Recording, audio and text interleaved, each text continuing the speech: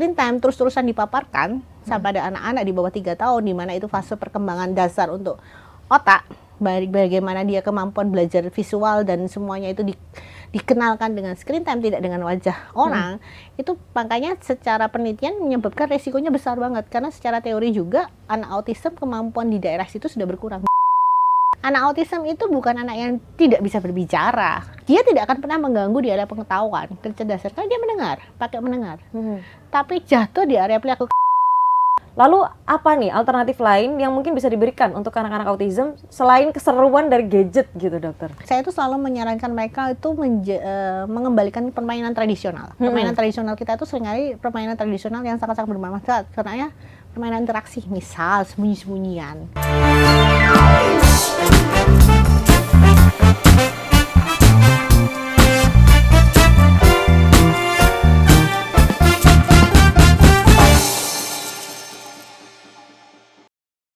Assalamualaikum warahmatullahi wabarakatuh. Salam sejahtera, Om Swastiastu, Namo Buddhaya, dan salam kebajikan.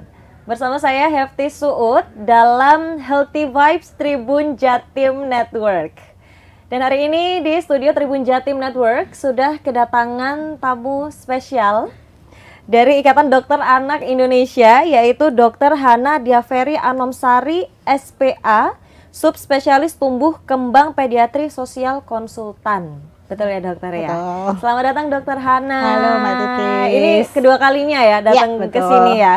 Ini untuk teman-teman Tribuners di rumah dan juga yang nonton, for your information ya. Selain Dokter Hana ini, selain dokter konsultan tumbuh kembang, beliaunya ini juga anggota UKK Tumbuh Kembang Pediatri Sosial Ikatan Dokter Anak Indonesia ya, atau IDAI gitu.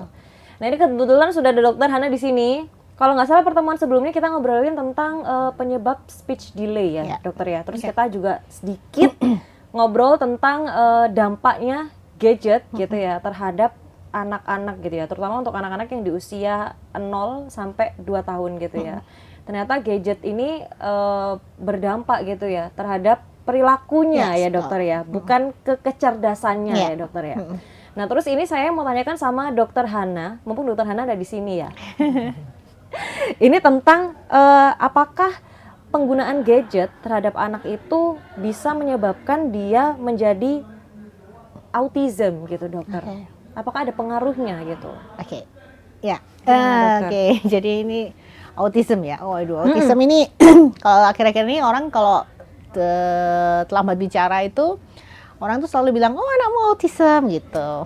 Oh gitu. Nah, jadi itu saya kalau bilang autism ini kalau orang tua menerima diagnosis itu hampir sama seperti kalau seorang tua mendapat diagnosis bahwa anaknya kena B20 itu HIV gitu. Jadi kayak ada beban moral gitu ya, membuat mereka jadi, wih anakku autism ini seumur hidup nanti nggak bisa apa-apa, kayak bayangannya sudah seperti anak dengan retardasi mental dan sebagainya gitu.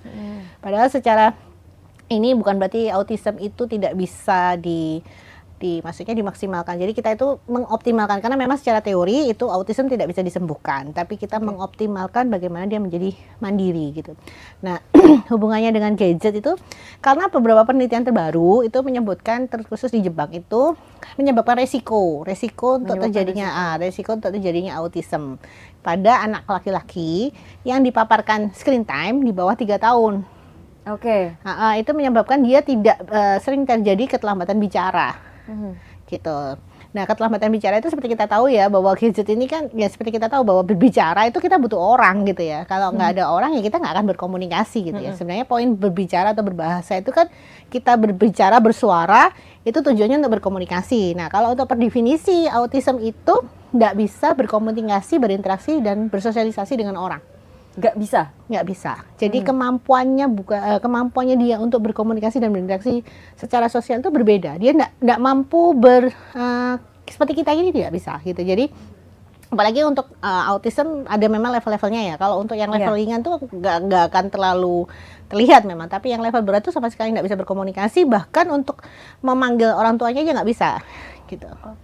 Jadi itu sebabnya kenapa seringkali di masyarakat tuh bilang kalau anak nggak bisa bicara atau belum bisa bicara itu selalu dibilang, oh anakmu autism gitu. Oh, padahal nggak selalu gitu ya, Nggak dokter ya? selalu bahwa anak yang terlambat bicara itu autism gitu kan. Penyebab seperti yang kita sudah diskusikan ya, bahwa penyebab terlambat bicara itu banyak gitu loh.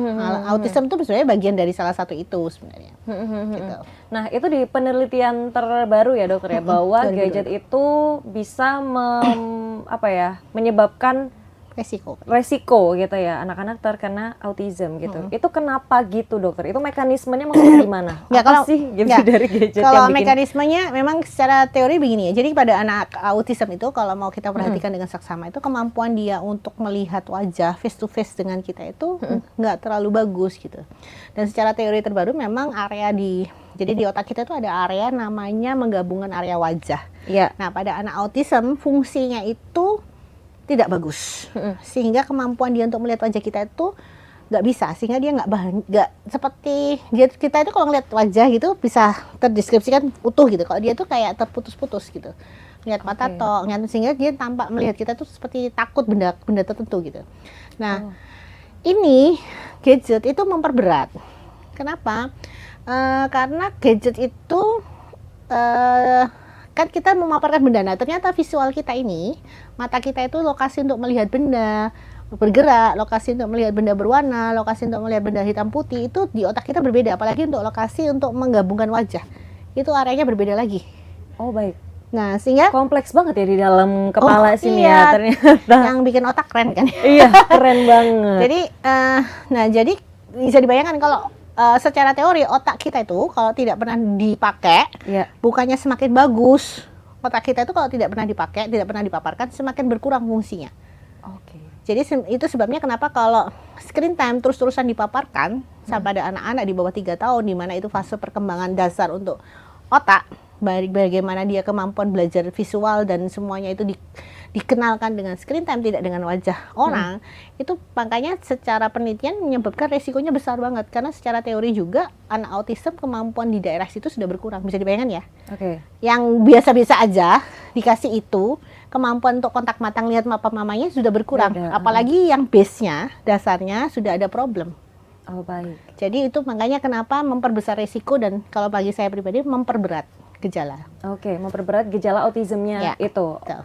Nah, kalau untuk gadgetnya sendiri ini dokter, apakah misalnya nih ya anak normal gitu ya, tapi dia mendapatkan paparan gadget yang berlebihan sehingga dia punya resiko untuk autism, atau kan memang anak itu sudah terlahir dengan bawaan autism, terus karena dia terpapar gadget juga jadi berat gitu? Gini, kalau dari pengalaman ya, saya belum tahu jurnalnya. Dari pengalaman itu bedanya kalau yang karena terpapar gadget itu lebih reversible, jadi lebih bisa kembali. Oke, baik. Kalau autism menetap walaupun gadgetnya diambil, gejala klinisnya masih tetap. Kemampuan dia untuk melihat wajah, kemampuan dia untuk berkomunikasi itu masih kurang. Gitu dibandingkan anak-anak yang murni kemampuan kontak matanya itu tidak bagus karena screen time. Oke, Gitu. baik. Itu bedanya. Nah, kalau gadget itu ternyata menimbulkan resiko gitu ya untuk anak terkena autism gitu. Lantas apakah ada cara gitu ya yang harus dilakukan orang tua agar anaknya itu terhindar gitu dari resiko autism karena dia nonton gadget gitu? Ya, ini tadi karena sebenarnya gini, milestone seorang anak perkembangan. Jadi kita ini saya selalu mengilustrasikan, saya ini lagi bangun rumah loh, gitu loh. Aku tuh lagi bangun rumah. Karena saya lagi bangun rumah, saya tuh butuh rancangan bangunan, saya butuh bahan bangunan, saya butuh pekerja. Rancangan bangunan itu waktu mamanya hamil, proses lahir, ada yang kelainan, ada infeksi. Nah, bahan bangunan itu makanan. Gitu ya. Nah, bahan bangunan makanan. Yang terakhir itu pekerja. Nah, kalau saya punya lahan, saya punya bahan bangunan, saya nggak punya tukang, nggak punya pekerja, nggak akan pernah bisa jadi. Jadi milestone perkembangan anak itu nggak bisa berjalan dengan sendirinya. Oke. Gitu. Ya memang secara mungkin motorik kasar bisa lah dia bisa spontan, bisa duduk sendiri dan sebagainya. Tapi kalau ada anak yang lahir dengan problem misalnya, problem kalau tidak pernah dilatih ya dia akan seperti itu terus. Oke. Gitu. Begitu juga dengan area bahasa ya. Secara spontan dia bisa kalau mendengar sesuatu dia bisa bersuara. Artinya kalau dia bisa bersuara, ngomong tapi tidak bisa berkomunikasi, jadinya karena tidak ada pekerja yang mau menerima bahasa yang dia keluarkan. Oke, Gitu. baik. Baik, menarik banget ya tadi ya, ngomongin tumbuh kembang anak itu sama kayak orang bangun rumah ternyata ya gitu. Nggak bisa kita ngomongin dari pekerjanya aja gitu, tapi bahannya ada atau enggak, dan itu ternyata harus saling support gitu ya, betul. dokter ya.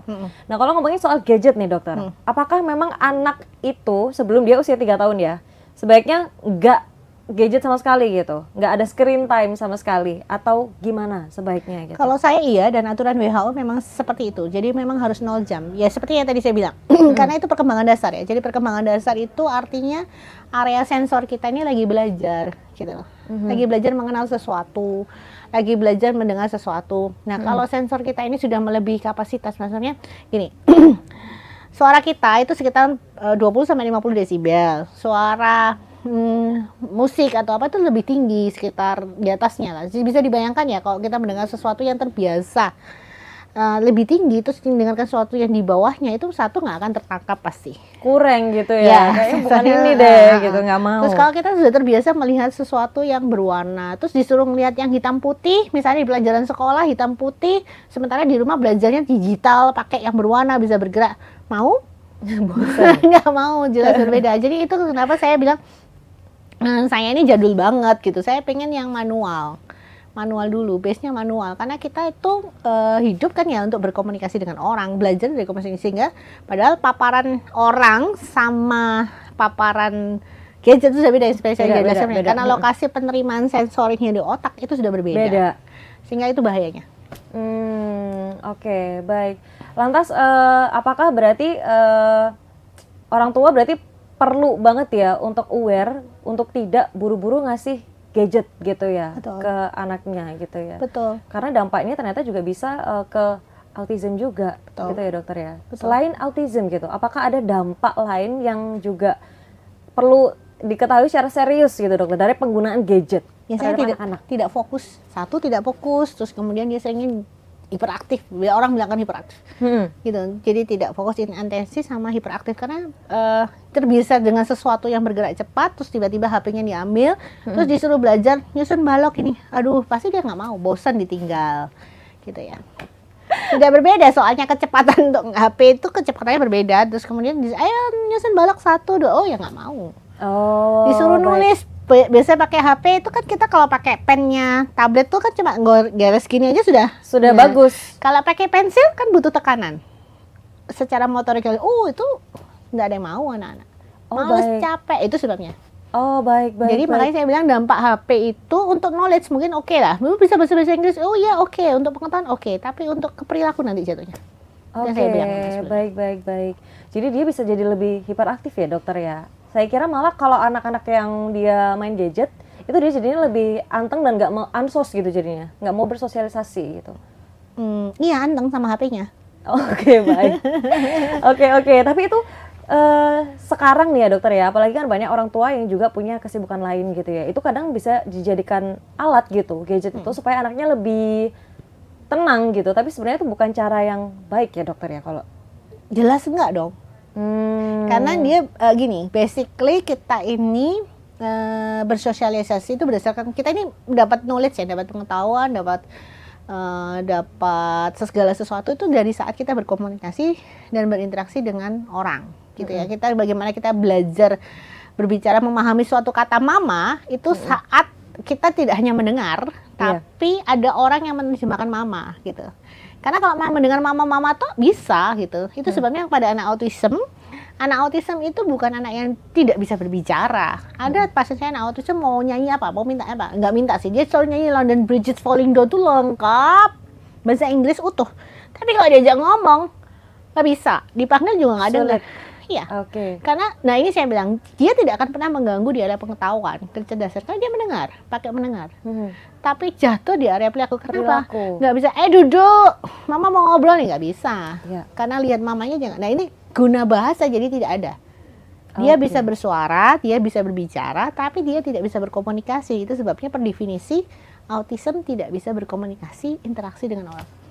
Oke, baik. Berarti kalau ini di anak-anak normal gitu ya dokter ya, penggunaan gadget itu bisa membuat mereka beresiko gitu ya, mengalami autism gitu. Lantas bagaimana dengan kalau anak itu sudah terlahir dengan autism, apakah itu berarti dia sama sekali nggak boleh gadget seumur hidupnya? Kalau aku Oh baik, itu kenapa dokter kayak gitu? Ya karena sebenarnya kalau dikasih gadget, dia kan bukan anak yang bermasalah sebenarnya. Ya, Kalau dikasih gadget untuk pengetahuan dia oke aja. Tapi Hmm. dia kan jadi semakin menyendiri, semakin nggak suka berinteraksi sama orang. oke.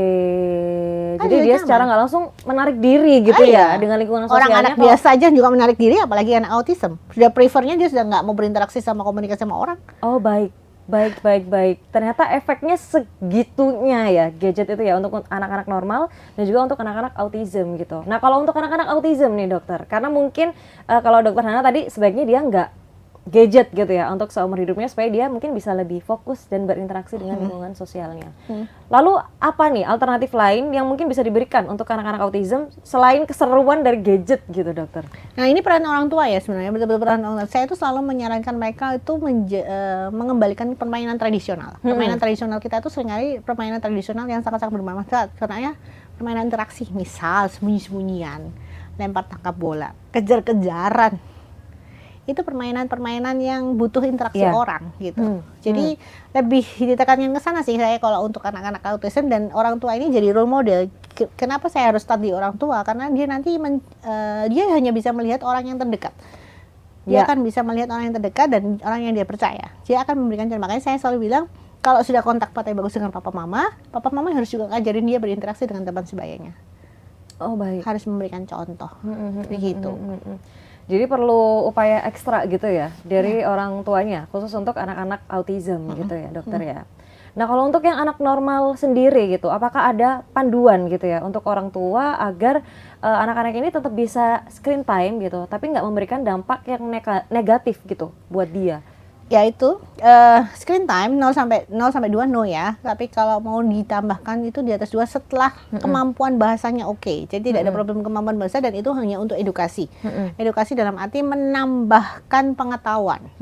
Gitu ya. Dan ingat, tapi masalahnya adalah menambahkan pengetahuan dengan era digital itu berbeda dengan sekolah kita yang ada di sekarang gitu. Sekolah di Indonesia belum ada yang era digital, tidak semua sekolah gitu ya. Kebanyakan sekolah kita manual, pakai buku. Itu akan berdampak lagi beda. Nah, jeleknya digital itu sebenarnya untuk pengetahuan tuh kalau mau warna itu beda kan. Warna kita kalau lihat warna hijau daun di sini sama hijau daun di screen time kan beda. Beda. Nah, kemudian dimensi juga akan berbeda.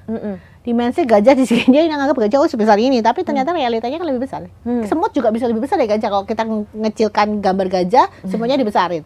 Bisa. Itu secara dimensi. Nah, itu makanya saya selalu bilang saya nggak terlalu oke untuk di bawah 6 tahun karena kemampuan dasar untuk kecerdasan dan kemampuan dia untuk membandingkan secara dimensi dan sebagainya, otaknya visualnya membanding itu masih belum terlalu bagus. Makanya saya kalau mau aman, edukasi itu sebenarnya diberikan setelah 6 tahun. Oke, edukasi digital ya, Ya, edukasi khususnya digital. ya? Oke. Karena base milestone perkembangan dasarnya sudah beres karena dia sudah tahu tentang besar kecil. Karena di akhir milestone bahasa itu ada sebuah pertanyaan lawan kata. Iya. Besar kecil, panjang tinggi gitu, dan juga ada poin bagaimana saat menulis halus itu ada tulisannya ada ini garisnya mana yang lebih panjang, mana yang lebih pendek. Oke. Gitu. Iya. Dan itu sepertinya kalau di digital ya atau di layar gitu akan berbeda gitu Beda. ya, experience-nya Beda, dengan beda. dia langsung gitu. Betul. Kayak yang dokter Hana bilang tadi, di iPad-nya dia bisa langsung aja gitu, nggak perlu nekan keluar iya. itu garis. Tapi Iya. kalau dia belajar nulis halus di buku garis, ya kan itu Bentuk kan kekuatan. ada yang kapan harus ditekan supaya Yes, ini betul. tebel, Iya. kapan yang harus ini tipis aja Iya, gitu betul. ya. Oke, baik. Terus berarti orang tua benar-benar harus membatasi ya dokter ya tentang Kalau saya screen iya. time ini. Saya iya. Oke, baik. Nah kalau orang tua yang anak-anaknya nih sudah terlanjur gitu ya, mungkin setelah nonton ini kayak, aduh aku kayaknya berlebihan nih gitu, ngasih gadget ke anakku gitu. Itu kapan dia sebaiknya membawa ke tenaga kesehatan untuk melihat gitu, apakah gadget ini sudah berpengaruh gitu ke anaknya gitu. Kalau saya kalau sudah mulai cemas gitu ya, silakan gitu. Silakan aja ke tenaga kesehatan untuk di screening awal gitu ya. Sampai kita nanti kalau memungkinkan ya kita akan intervensi. Oke, baik. Itu bisa banget ya. Bisa. Dokter ya. Terus apakah dengan mengurangi atau misalnya nih saya punya anak udah terlanjur nih dia kasih screen time setengah hari gitu, setelah dia pulang sekolah dia boleh screen time padahal usianya masih TK gitu ya dokter ya. Terus apakah kayak di stop langsung atau mengurangi jatah screen time-nya dia itu bisa berdampak ke dia, ataukah harus pelan-pelan dulu gitu, misalnya dari 5 jam ke 4 jam ke 3 jam gitu.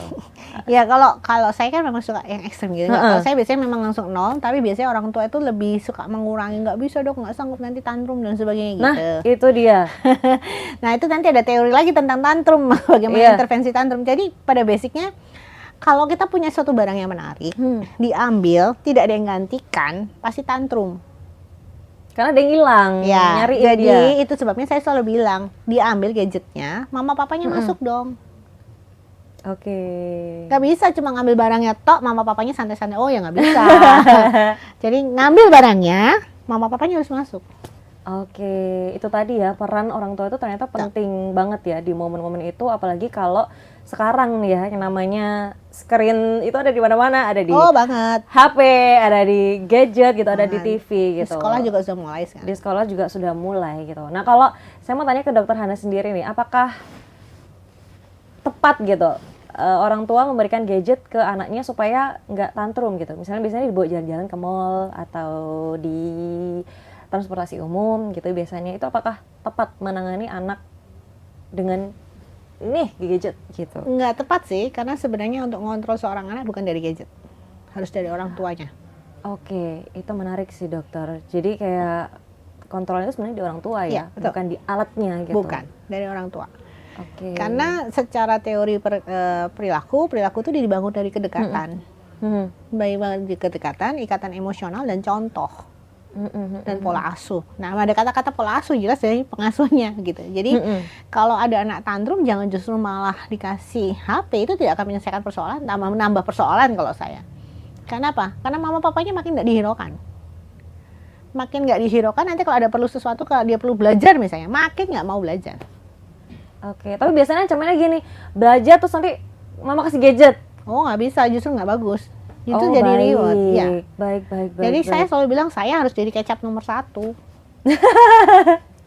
Nggak boleh ada kecap nomor 1 yang lain selain saya gitu ya. Gitu. Tapi itu menarik sih dokter, di era gadget yang sekarang udah di mana-mana ya. Maksudnya orang tua siapapun sekarang, siapa sih yang nggak pegang gadget gitu ya. Dan ternyata untuk anak-anak nggak perlu buru-buru gitu ya dia Banget, untuk dikasih gadget gitu ya. Terus kesimpulannya nih dari dokter Hana, gadget itu ancaman atau alat bantu untuk orang tua? Alat bantu kalau sudah usianya oke ya, usia sekolah gitu ya. Oke. Ancaman kalau di bawah perkembangan fase, ancaman kalau masih dalam tahap perkembangan dasar. Perkembangan dasar usia 0 sampai 2. 0 sampai 2, kalau saya 0 sampai 6. 0 sampai 6 beres. tahun. Ah. Iya, baik. Jadi Berarti prasekolah. sampai SD itu berarti ya. Ya, Mulai SD dari boleh jalan. masuk untuk knowledge, untuk pengetahuan. Oke, dan itu orang tua harus mendampingi ya dokter ya kalau Iya. untuk edukasi. Prasekolah kan 0 sampai 6 itu kan harusnya sama orang tua ya. Ah, baik. Kayaknya zaman dulu kita nggak ada apa ya, PAUD gitu, kayaknya nggak ada, langsung TK kan. TK tuh 5-6 tahun loh, artinya sudah beres. Ini kebalikan, seorang tuh seringkali kalau nggak beres kita sekolahin aja. Enggak, kebalik, seharusnya beres dulu di rumah. Oh baik, ya. Nah, sekolah bagi saya uji coba, udah beres belum pengasuhanku? Oke, baru ini sih aku dapat insight itu dokter. Jadi kayak sekolah itu sebenarnya bukan untuk mendidik anaknya ya, tapi itu kayak uji coba gitu, Udah secara mental perilaku gitu. Ya, Milestone-ku mungkin sudah ya. beres, milestone anakku sudah beres belum, udah siap belum gitu. Oke, baik. Jadi emang benar-benar orang tua harus kerja keras ya di era digital ini ya. Kalau tadi dokter Hana bilang itu alat bantu, kalau usianya udah tepat. Ancaman kalau perkembangan dasarnya aja belum beres. baik. Itu ya PR yang harus benar-benar di-mention gitu ya, Ya. sama orang tua di rumah atau tribuners yang nonton atau sekarang sedang mempersiapkan tumbuh kembang anaknya atau sedang mengasuh gitu ya anak-anaknya di rumah gitu. Karena ternyata ya gadget itu sesuatu yang nggak bisa dihindari sekarang, tapi bisa kita kontrol ya dokter. Oh harus, makanya saya butuh tukang gitu. Tukangnya, Ha-ha. iya. Saya mau bangun rumah, saya butuh tukang. Iya. Terus terakhir, Ya. tips dari dokter Hana supaya anak-anak itu tetap sehat perkembangannya di era digital ini, terutama di tengah gadget yang sekarang gampang banget gitu didapat. Tipsnya ya, Ya. saya selalu bilang sama orang tua itu, kalau di era di masa-masa perkembangan dasar, jadilah teman sebaya. Oke. Jadi kalau punya anak 2 tahun, mama papanya harus jadi 2 tahun. Oke. gitu. Jadi kenapa harus jadi teman bersebaya? Karena kita harus sedang belajar mengajari dia bagaimana berkomunikasi, bagaimana dia berinteraksi, bagaimana dia tentang perilaku, etika yang ada di masyarakat. Jadi harus setara supaya dia juga bisa nerima. Oke.